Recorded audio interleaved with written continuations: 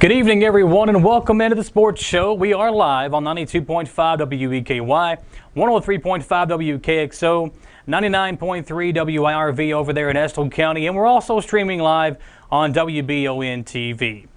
Today, there was some bad news that came out of the Big Ten Conference as they have decided to cancel the fall football season. The dominoes that began to fall as to whether or not college football will be played elsewhere is still up in the air, but it looks like the SEC has kind of stood their ground on playing the upcoming season. Now the issue is high school football. So far, we have seen that the KHSAA and the local administration in Madison and Estill County are letting their teams move forward with the football season, with practice again scheduled to begin later this month and the beginning of the season set for September the 11th. I spoke to John Clark, the head coach of the Madison Southern Eagles, about his preparation and how his team and coaching staffs are doing the pod system still and getting ready for full pads in practice and getting ready for the season. Their schedule, which now includes a game at the end of the season against Madison Central that they had to reschedule because of the delay to the start of the season. I also spoke with David Fain, who is the head coach of one of the travel baseball teams. His team just became the state champions of the USSSA baseball tournament that took place over the weekend. We'll talk to him about that. And we've also got interviews with Ricky Joe Benton, the head golf coach at Estill County, and Kelby Robinson, who played golf at Estill County, and he's won some cool local tournaments on the golf course here recently. And golf is a sport that is able to get out and able to be talked about. So that's pretty cool to see all this cool stuff that's going on locally with golf tournaments and everything else. I also spoke earlier today to the head coach of the Madison Central golf team, Kyle Congleton. They had their Madison Central Invitational that Warren Thomas from Madison Central became the champion of, shooting a -6 and shooting a 66 total. Cade Benton of Estill County was finished tied for 4th in that tournament. And as a team, Madison Central finished tied for 3rd. Estill County was also in that tournament. They finished 7th in the Madison Central Invitational. We're going to have Kyle and the Madison Central team on the show later on, as well as some of these girls' teams as we progress throughout the rest of this month. And as we get ready for football season, we'll be previewing some players as well as we look ahead to, hopefully, high school football. Listen, I'm scared right now. I'm seeing what the Big Ten is doing, and listen, I am desperate for high school football. We didn't have a baseball and softball season, and we've been worried all summer long as to whether or not there will be high school football. The plan is in place right now for there to be high school football. But those plans change, and pivot was the word that Julian Tackett used with me last week on the Sports Show as he discussed what the KHSAA was going to be doing with not only football, but soccer, volleyball, cross-country, track, everything that's included in fall sports. Pivot was the word that he used. So as we go into these interviews, folks, listen, we hope that high school football is going to happen. As of now, the plan is in place. We'll see what happens. Let's hear from John Clark in our first interview. Then we'll have a commercial break. We'll hear from David Fain about the baseball team that won the state championship. It has the players from Madison and Estill County on it. And then Ricky Joe Benton from Estill County, Kelby Robinson, local golfer, winning some of these local invitational tournaments. All that and more coming up right now on the Sports Show. But first, the head coach of the Eagles, John Clark. All right, Coach, got some good news last week. As of now, there is going to be a football season. Just talk about how the last week has been for you and the team as you kind of look back on that good news. It's been a wild one, man. So when the KHSAA was having that meeting to decide to play, I was in a separate meeting. And my phone started blowing up with emails, text messages, phone calls with coaches trying to find that extra game. And I mean, the meeting wasn't even over yet with the KHSAA, and it was a free-for-all. So it's been a very busy week and a half. It's funny, we went from doing nothing to doing a little to now it's just like, it's wild, but we still can't do very much. So it's been an interesting week. Talk about how you and the team have been preparing this off-season and talk about the ramp-up, kind of what you've changed in the last week. Great question. So during quarantine, we couldn't do anything. Now, I was still teaching in my fitness class. I could assign workouts for my fitness class. Once we were able to get back to pods, we have 10 pods of 8 players going on. 40 of them come in staggered in the morning, 40 of them in the afternoon. So we've split them for spacing. We don't do more than 2 pods on campus arriving at the same time. So what we kind of do is 2 show up in separate locations. They check in. We do temperature checks. They do a QR code and answer questions about who they've been around, how they feel. They put sanitizer on their hands. And then there's a series of a light workout in weight room, mostly outside. We're not touching a lot of equipment. And then once those 2 groups, they don't intermingle. They stay separate. When they're done, they go out to condition. Another group is checking in at the same time, 2 different pods, same procedure. We've done that all through July. Once we got the word that, hey, we're going to be playing, we've kind of stepped up to, we were at an hour and a half with everybody up until that point. And we were done in an hour and a half, really trying to get a baseline of conditioning back to the kids because a lot of them hadn't done much over quarantine. You know, even though we've got the good news, we still know there's an ongoing pandemic in the world right now. How have your kids handled this situation? Oh, I think they've been fantastic with it, to be truthful. I've been really proud of my team.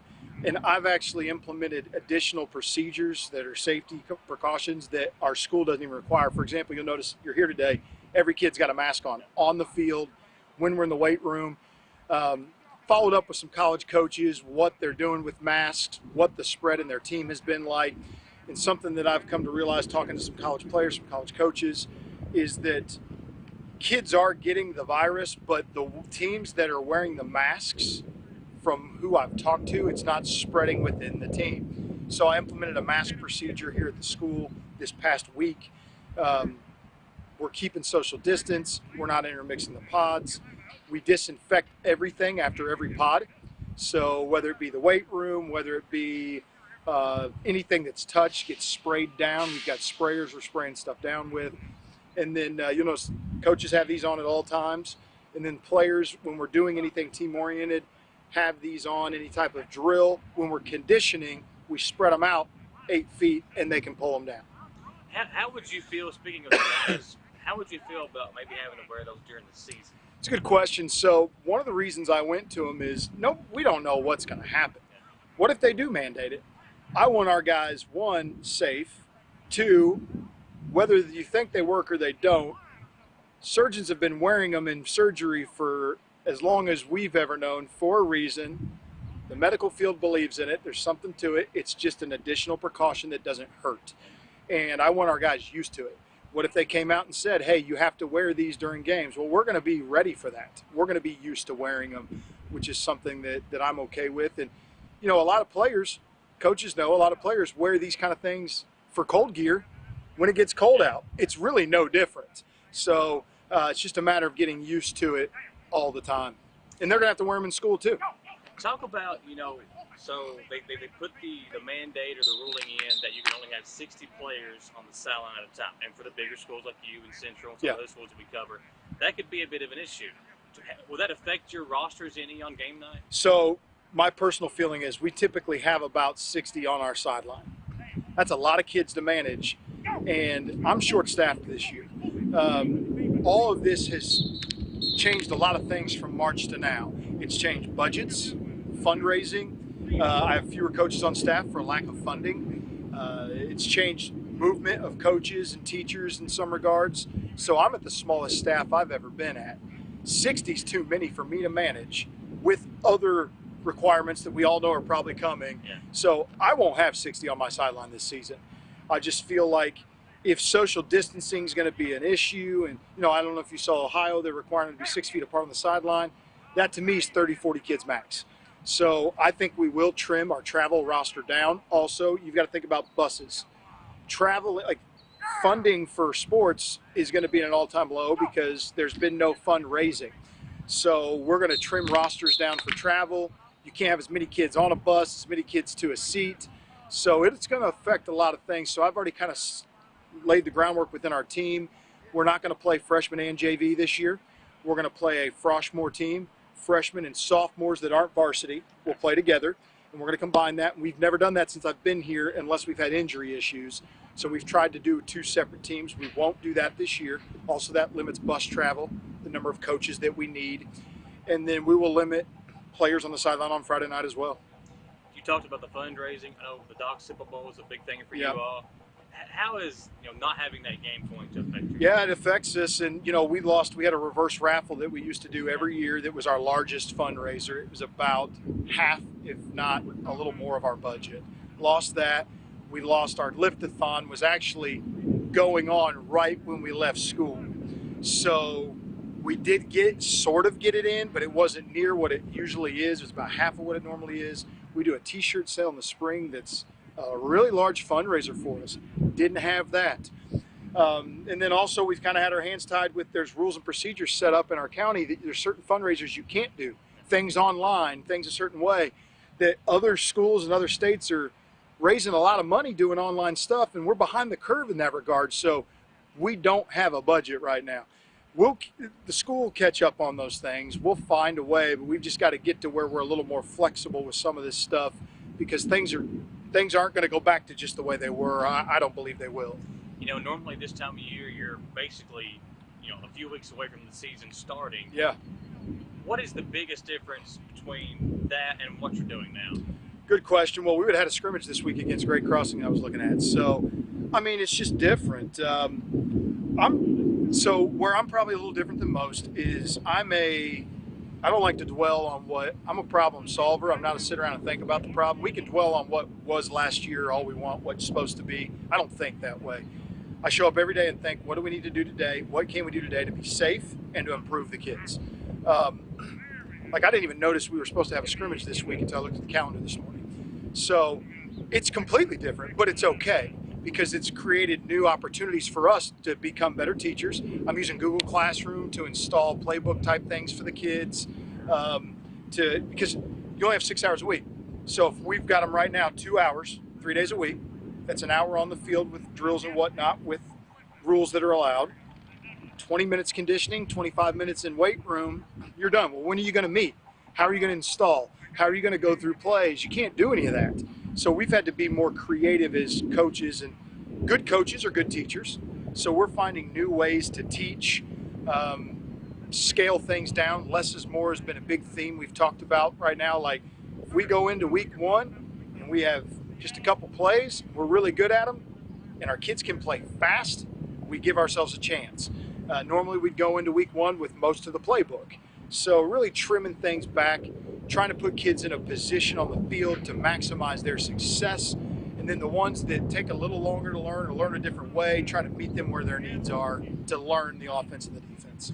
Yeah, you talked about that, and this kind of leads into this question. So replacing the senior class that you had last year, and not being able to be out here and be in full pads and have your normal summer workouts, how big of an impact do you think that's going to have on your season? Well, you know what? The only place I really feel it right now is we're very inexperienced on the offensive line. We've been spoiled. You think back to Trey Livingood, Dane Jackson, Dawson Gabbard, Parker Mathis. I could go on, Justice Williams, Nathan Pruitt, who's been playing at Kentucky Wesleyan. We have so many good linemen that have come through. Go back to Derek Howard. There's just a lot of good players on the offensive line over the years here. And this is probably the youngest, most inexperienced line I've had since my second year here.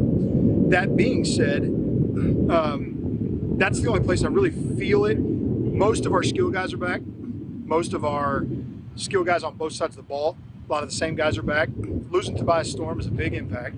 But I really like where we're at our quarterback position right now. So guys at that position have stepped up, put in extra time because they know they're trying to replace a really good player.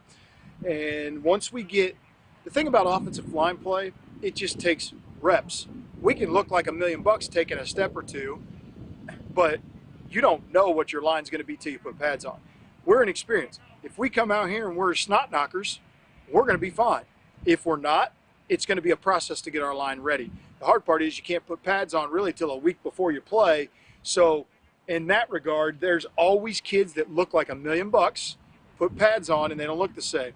Then there's those kids that don't look very good without pads on. You put pads on, you find out you got a football player on your hand. I don't know who those kids are right now. So we'll have to wait until really a week before the first game to find that out, which is pretty wild. What is the most challenging part of all this as a head coach? Planning and overseeing everything. So obviously this is my football team. I'm responsible for my staff and my players. I can't individually check in every kid. I can't individually be at every pod. I'm also coordinating the offense again this year. I'm working with quarterbacks and line. So having coaching responsibilities and just really having to let go and trust that those things are being done the right way, which my staff has done a fantastic job of being detailed about the procedures of the check-in, making sure we're cleaning equipment. That's really the hardest thing. Is I've probably been overly cautious, when they said, hey, you can touch this. Well, we didn't touch that right away, because I'm thinking from a parent perspective. How do I feel about this? I have a son in the program. We just need to be, to me, if we're on the cautious side of things, we're talking high school kids. We're talking high school sports. Football is not the most important thing going on in the world right now. And I don't want it, and I'm not going to pretend with our team even like it is. Is it important? Yes. Is it the center of the world right now? It's not, and it shouldn't be. So finding a balance with all that. The other thing is the guidelines change like that. Yeah. Well, if they change today, I've got to be ready for Monday. So last weekend I spent 12 to 15 hours doing football stuff for, okay, we know now we can have an hour of this, and this. What can we do in this hour? Just trying to map out. One thing we're running into, I've got 40 kids going in the morning. Well, starting this next week, all my coaches go back to teaching. So we can't have a morning group anymore. So now I'm going to have 80 in the evenings that I have to do in separate pods and rotate. And it's with your coaching staff numbers, how are we going to do all this? So the planning, mapping out to the detail has been pretty wild, actually. I think we've done a fantastic job. My staff's been really flexible with us. They've all been really good about it, and that helps when you have guys that are doing the right things. Well, you talked about the schedule. Now that you can have a 9-game schedule, and you're getting teams hitting you up for games. Talk about what your schedule does look like right now. Good. So, well, we lost with the transition. We lost our opener at the Roy Kidd Bowl, and then we lost the Southwestern game, and then we lost Central. Central and us moved our game to November 6th, which Mark and I hit each other up right away to make that happen, which was great. That's the game that we all want to play. That's the most important game. If that's, we joked about it this summer. If there's only a chance to play once, that needs to be the game we play. Or if they cancel the season, maybe the district would say, hey, what if you guys just played each other 3 or 4 times? For the kids, for the community. So we're really glad that one's still going to go on. We have an open date still, October 23rd. We're in negotiations with a couple of teams. And it's not as easy as just, hey, somebody's got an opening, let's play them. We're not trying to travel 3 hours. We got to think about cost of buses. We've got to think about kids. You got to think about the health stuff. It's not as simple as just picking up a game nowadays. So this has been different, trying to find a close opponent. So we're at 8 games right now with a bye. We will fill that bye if we can. If we can't, we're not going to stress it, but we're going to try to. Talk about, so in years past, you played that game versus Madison Central, the Yeah. last game of the year. Talk about the impact of that. What does that mean, having that as your last game before the playoffs start? It was that way when I first came in. When we scheduled it to be at the end of the season. Loved it. They wanted to move it to the front of the year, which I understand completely. Crowds are bigger. You have to get into UK basketball. Yeah. So when basketball starts at the end of the year, that's why the first round of the playoffs, there's never anybody in the stands. Everybody's at home watching basketball. So totally understand that. From a coaching standpoint, love the rivalry, the last game of the season, because I think it gets you sharp and dialed in going into playoffs. I've never been a fan of a cupcake game or a bye going into playoffs. I like playing tough teams. We've played Boyle last year in going into the playoffs. We had a good playoff run. They crushed us. But the amount of learning that came from that game, we played better the next 3 games than we played all year. So from a coaching standpoint, I think it's fantastic to play late. Both teams typically are playing better late than early. So I think it makes for a better game. Last question, what are you going to be doing between now and the time when they say full pads and then the start of the season? Okay, so August 24th is, how many? 2 weeks? Away. Yeah, 2 weeks away. So we are Monday, Tuesday, Thursday right now. Everybody's got their pods. Each pod's here for 2 hours. They spend an hour on the field working through drills. We alternate offense and defense rotation. The drills are spacing oriented, just football movements, reading a read. You know, our defensive linemen, we're reacting to a read key, but we're doing it from the distance of me to you right now instead of on top of each other. We'll do that all the way up till, and then also our conditioning is starting to do this. So my biggest concern is the 6 hour mark. I'm not as concerned about not being in pads right now. 6 hours is not a lot of time to train young men to get them ready for the physical contact of a 4-quarter football game to be injury free. When you're doing 6 hours, you're trying to do football, condition, and lift. Something's got to give. Well, the lifting and the conditioning leads to injury prevention, but knowing what to do is injury prevention too. So my biggest concern is the lack of time to have more weight room time. And I'm not trying to lift 600 pounds. I'm trying to get them injury prevented right now. That's probably my biggest concern is, and I know why they did that. They did that because they don't want guys here for 20 hours a week. I get that. I think 6 was a little too small, knowing we're playing in a month. I'm Michelle. And I'm Jennifer. And in the spring of 1992, Bishop Small Engine Repair was born in our mom and dad's barn in Estill County. Then in the fall of 1992, we made the move to Madison County, where we are today. With the support of our family, customers, and community, we have continued to grow in the outdoor power industry. With a full line of products from Cupcadet, Grasshopper, Echo, and Shindawa, we can help you tackle your yard so you can enjoy it with your family. Bishop Small Engine Repair, where our focus is our customer. Stop on in, 119 North Estill Avenue in Richmond. We can't wait to see ya. Get the money you need now. Apply for a home equity line of credit at Cumberland Valley National Bank today, with no payments for 6 months and low rates. There's never been a better time to tap into your home's equity. Patrick O'Neill has been serving Central and Eastern Kentucky since 1995. When someone is accused of something they didn't do, or when a good person makes a mistake, they need the best representation they can find. And that's Patrick O'Neill. Whether it's criminal defense, Social Security, disability, personal injury, workers' compensation, or deeds and wills. When you need legal advice, trust the expertise of Patrick O'Neill. He will get you the money you deserve. His office is located in Jackson, but Patrick practices all over Central and Eastern Kentucky. For more information or for a free consultation, call 606-666-2990. Who makes the best meal in Richmond? Nuevo Vallarta. Friendly service, a place that's good for kids and good for groups. Head to Nuevo Vallarta on Big Hill Avenue in Richmond. Nuevo Vallarta is known for warm hospitality, great prices, great food, and the best margaritas and fajitas in town. Doesn't a huge 32-ounce ice-cold beer sound great? Start with an appetizer, order a la carte, or choose from their huge menu of Mexican favorites for grown-ups and kids. Nuevo Vallarta on Big Hill Avenue in Richmond. Get the money you need now. Apply for a home equity line of credit at Cumberland Valley National Bank today, with no payments for 6 months and low rates. There's never been a better time to tap into your home's equity.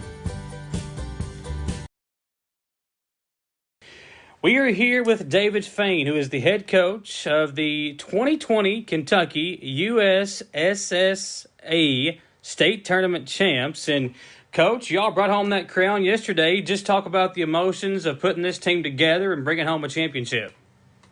Yes, sir. Thank you very much for having me on today. So this team we've had together for several years. It consists of kids from Clinton County, Estill County, Rockcastle County, Madison County, and I don't think I've left anybody out. It's a group of 12-year-old kids that just come together to play some baseball. In this year of 2020, it's been pretty interesting.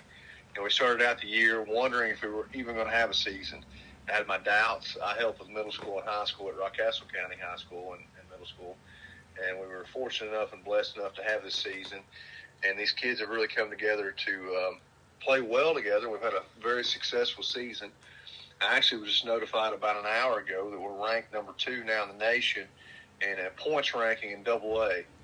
So USSSA has some classifications. They'll have AA, AAA, and major, depending on what size your communities are and where you pull kids from. So we were able to go to the state tournament starting on Friday evening and finishing up yesterday and winning the tournament, which is a great success for us.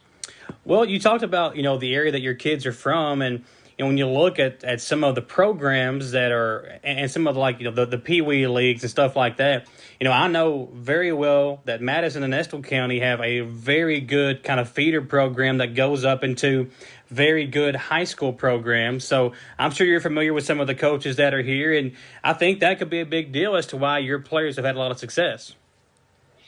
It is. We've got a lot of communities that put a lot of effort, resources, and time into the baseball program. Brad McNew, our Rockcastle County head coach, really supports our leagues and our travel ball programs. I've got older children that are 17 now that have played travel and league, and the more they can play, the more experience they can have, really rolls into their high school programs. So I take a lot of pride in seeing my kids that I coach go to high school and middle school and be successful. So it's definitely the high school programs will benefit, and the high school coaches are very supportive of myself and leagues. I'm also very supportive of all the little leagues that are going on. Well, let's talk about the tournament that you just won. Talk about some of the teams and how the brackets shook out and how you all were able to perform. Well, we started on a Friday evening, and I'm going to pull this up while we're talking, and we had 2 pool play games scheduled. One of them actually got forfeited because of a COVID issue. Seems like we face that from time to time. So we were able to win our one pool play game. So the other one forfeited us. We got a 2-0 record. We only allowed 1 run in the one pool play game we had. So we ended up with a 1 seed, which was beneficial. So Saturday we started off at 8 p.m. We had a late game Saturday night and played the Georgetown Mavericks. A very good quality team out of Georgetown. We've played those guys for years. That team had some excellent defense. Their middle infielders were great. They threw a pitcher that really mixed it up and really kind of got us off our hitting game. All the credit goes to them. I'm telling you, that messed us up. We usually put up good runs and hit some home runs, and we got some power hitters, and those guys really kind of messed it up for us. We went into extra innings and come out and won that game of 1. So we ended up winning that game 5-4 in extra innings. And then our next pool play game, our bracket game, was Sunday morning at 10 a.m. We played the Bluegrass Yard Goats, which I think is part of the old Cave Run Muskies program, which is a long-standing quality program out of the Cave Run/Moorhead area, and was able to beat those guys 8-2. And we went on to the finals and played the Madisonville Miners, which is out from western Kentucky, and had a really good game. We had really good pitching and hitting performances, and we're able to beat those guys 11-3. So I tell you, out of the 3 bracket games we had, the first one was very tough. That Saturday night game gave us all we could handle. But we came out and played really good Sunday, hit the ball well. Our pitchers threw a ton of strikes and had 2 good games to finish that out to win.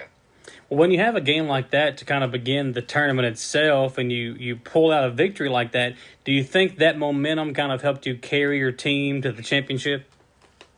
I believe so. We've had a lot of success, and we've got great players. I think having that number 1 seed helps you. But when a team's already played a game of the day, we had a bye on Saturday, so that team had already had 1 game of the day. I don't think we overlooked them, but when you're in the 1 seed and you're playing somebody with a lower seed, you kind of think, okay, this game may be easy. And it wasn't. They had a great game plan.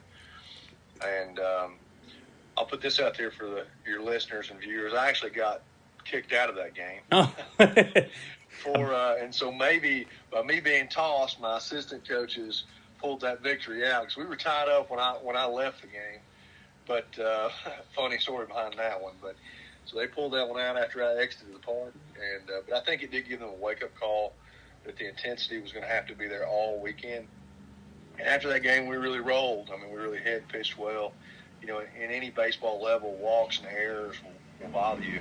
We eliminated that this weekend. Very few walks and very few errors, so it was a very good weekend. So what's next for you and the team? You mentioned winning this state championship, and you're ranked number 2 in the nation. So what's next for you and the team? Well, we're going to have tryouts again, middle of September. I think it's September 13th.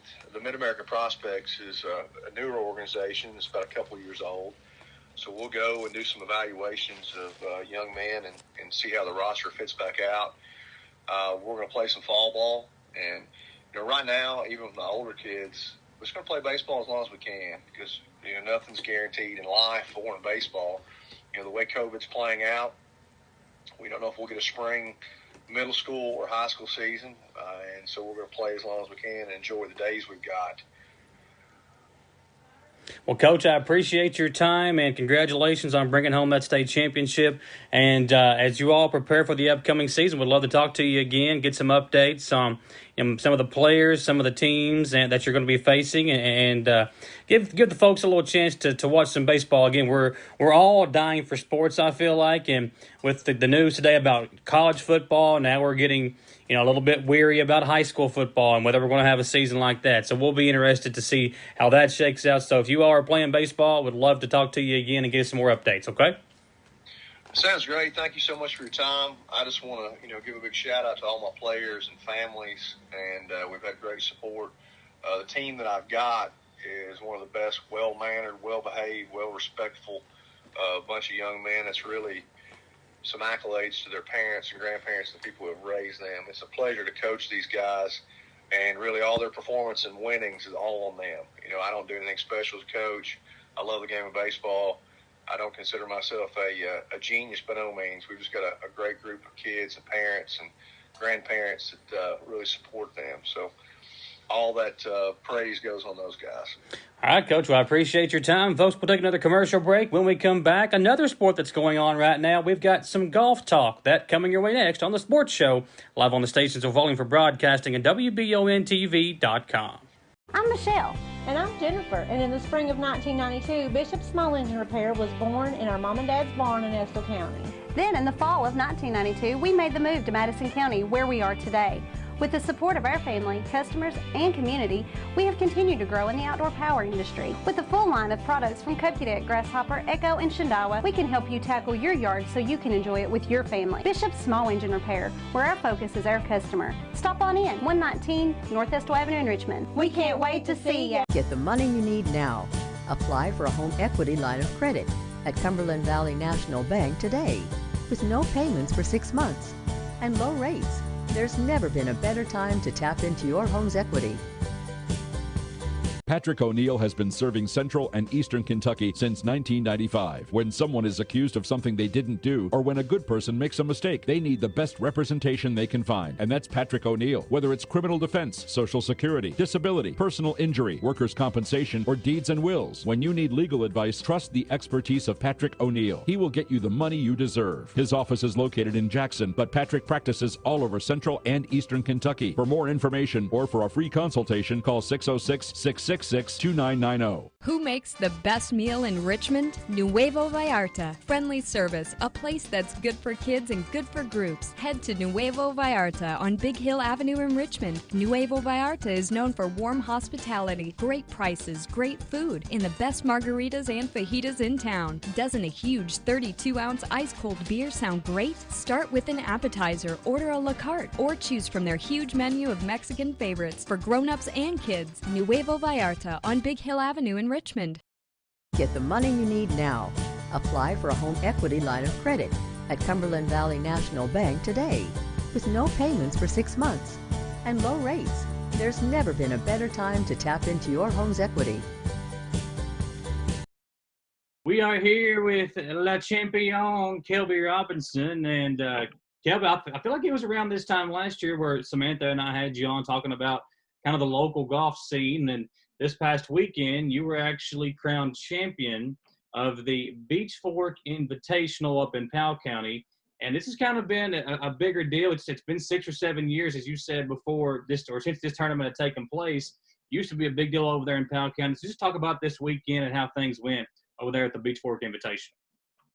Sure, it was a great turnout. They hadn't had this invitational tournament for, like I said, 6 or 7 years, and it had been hard just getting interest sparked up from members, from local golfers. And we had several people from around London, Corbin, Mount Sterling.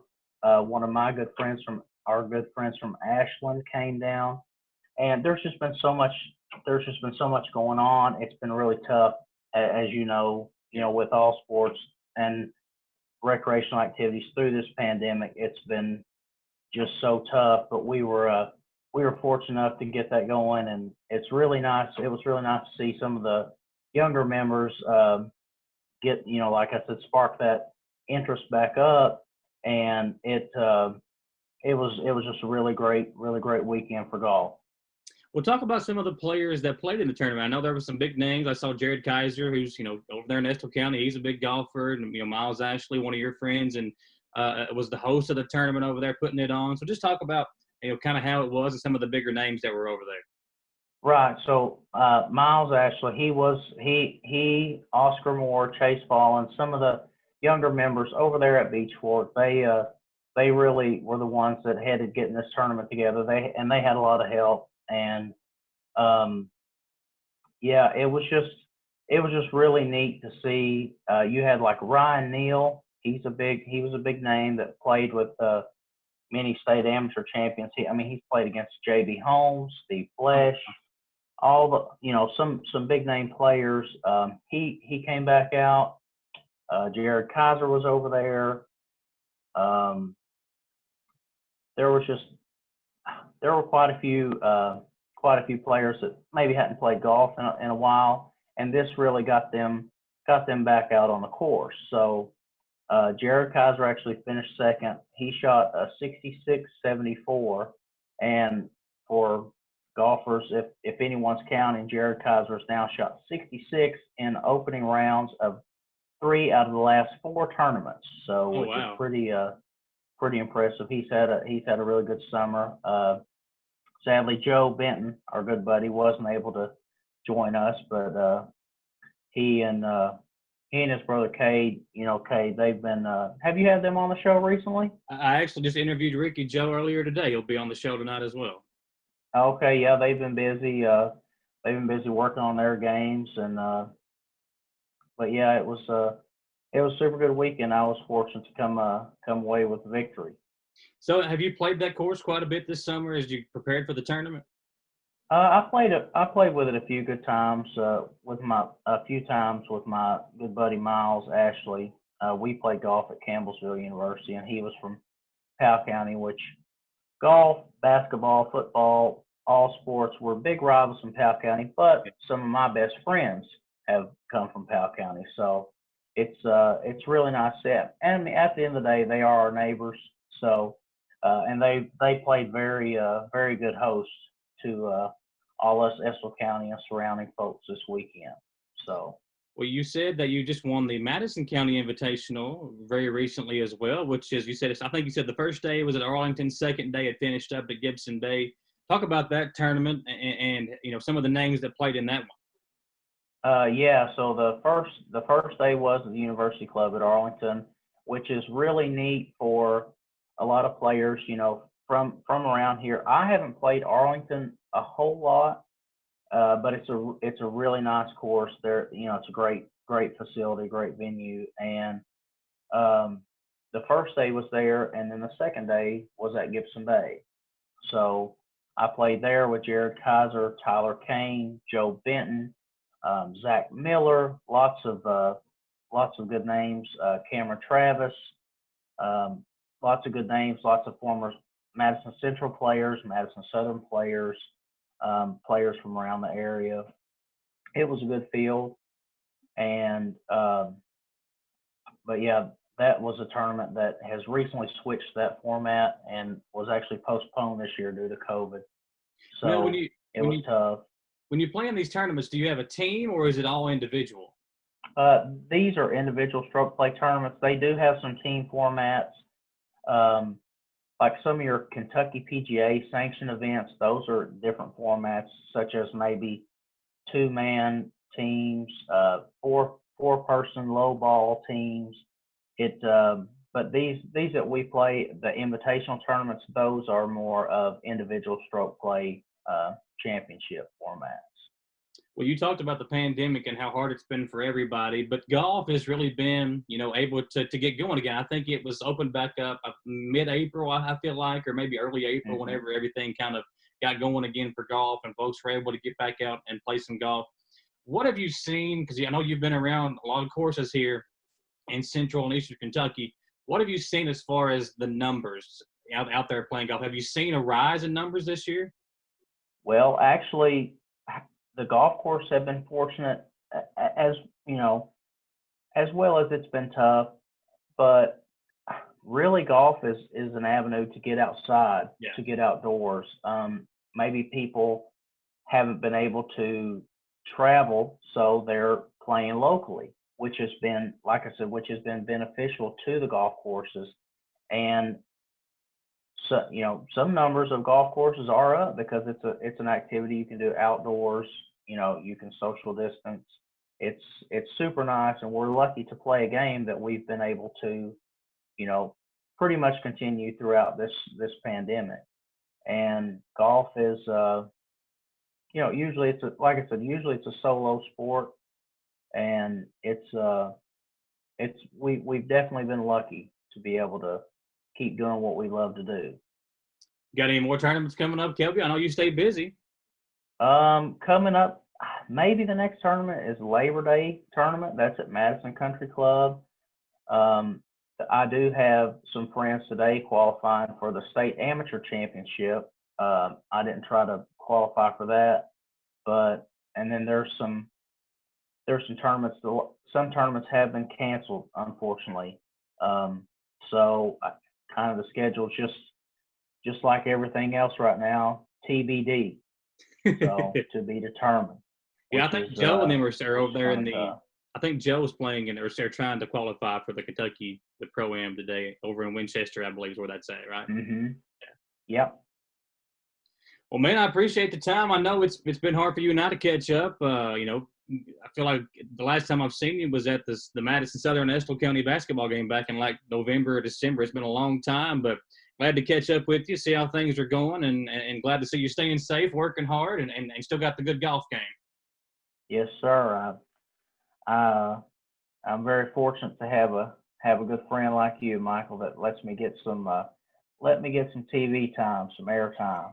Hey, well, listen, man, when you bring home championships, again, you won the Beach Fork Invitational, champion at the Madison County Invitational, and just keep putting trophies on the trophy case back home. We'll try. Well, good talking to you, my man. Hopefully we can get together soon and watch some NBA and catch up a little bit. Yes, sir. Thank you very much. You stay safe. You too, my man. It's Kelby Robinson, the champion of the Beach Fork Invitational this past weekend. He was also the champion of the Madison County Invitational and will be piling up more awards as the summer comes to an end. But we'll take a commercial break and come back on the sports show on Wbontv.com. I'm Michelle. And I'm Jennifer. And in the spring of 1992, Bishop Small Engine Repair was born in our mom and dad's barn in Estill County. Then in the fall of 1992, we made the move to Madison County, where we are today. With the support of our family, customers, and community, we have continued to grow in the outdoor power industry. With a full line of products from Kokudet, Grasshopper, Echo, and Shindawa, we can help you tackle your yard so you can enjoy it with your family. Bishop Small Engine Repair, where our focus is our customer. Stop on in, 119 North Estill Avenue in Richmond. We can't wait to see ya. Get the money you need now. Apply for a home equity line of credit at Cumberland Valley National Bank today with no payments for 6 months and low rates. There's never been a better time to tap into your home's equity.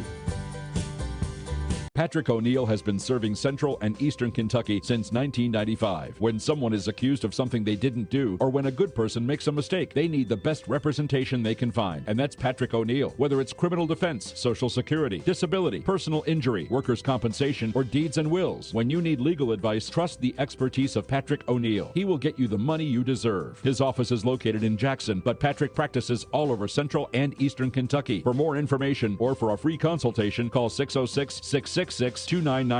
Who makes the best meal in Richmond? Nuevo Vallarta. Friendly service, a place that's good for kids and good for groups. Head to Nuevo Vallarta on Big Hill Avenue in Richmond. Nuevo Vallarta is known for warm hospitality, great prices, great food, and the best margaritas and fajitas in town. Doesn't a huge 32-ounce ice-cold beer sound great? Start with an appetizer, order a la carte, or choose from their huge menu of Mexican favorites for grown-ups and kids. Nuevo Vallarta on Big Hill Avenue in Richmond. Get the money you need now. Apply for a home equity line of credit at Cumberland Valley National Bank today with no payments for 6 months and low rates. There's never been a better time to tap into your home's equity. Here with the head golf coach at Estill County, Ricky Joe Benton. And Ricky Joe, listen, you have had a lot of success over there with this program, and a lot of that is due to the fact that you've had a couple of your own kids that have had a lot of success in the program. Just talk about the history of Estill County golf and what it's been like seeing the process kind of come to fruition as to what you've wanted for Estill County golf. Well, it's been great, Michael. But first of all, you know, our success has been built on the super kids that I've had play for me and their parents. So I've been very blessed with great kids and great parents, and it makes my job a lot easier.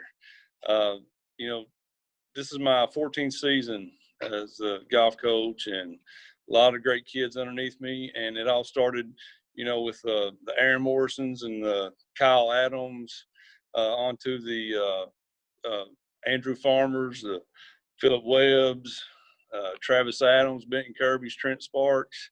You know, they kind of laid the foundation. That's when we really started winning regional tournaments. And it's just, you know, Joe was really young at that age, and he was able to, you know, follow in their footsteps. And then he was able to lead his own team to 3 regional championships. So, like I said, a lot of great kids, and that's, you know, that's why we've been successful. Not because of me, it's because of our kids.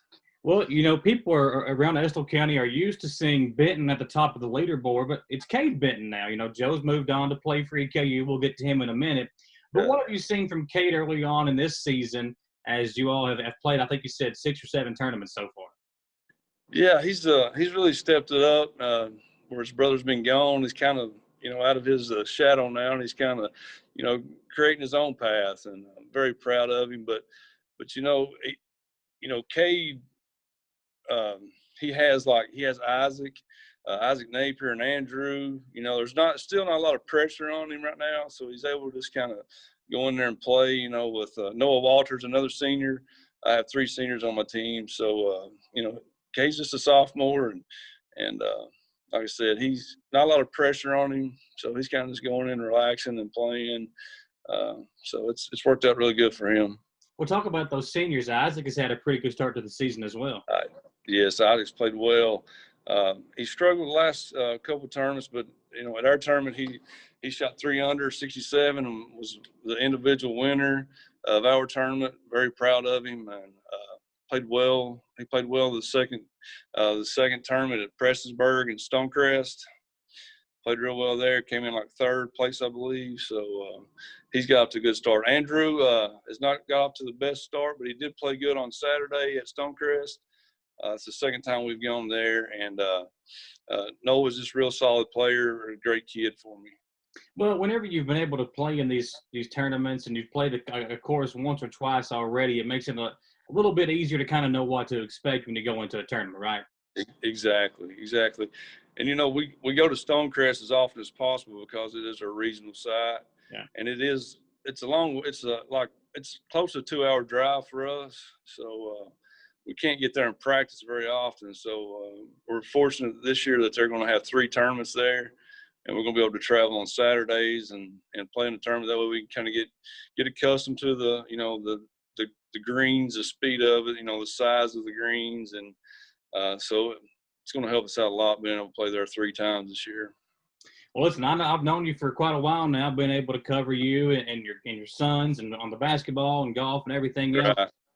As a sports fan, we know that this pandemic has caused all kinds of havoc. What have you seen as far as an impact as it's had on some of your kids that you coach and that you've been around for a while?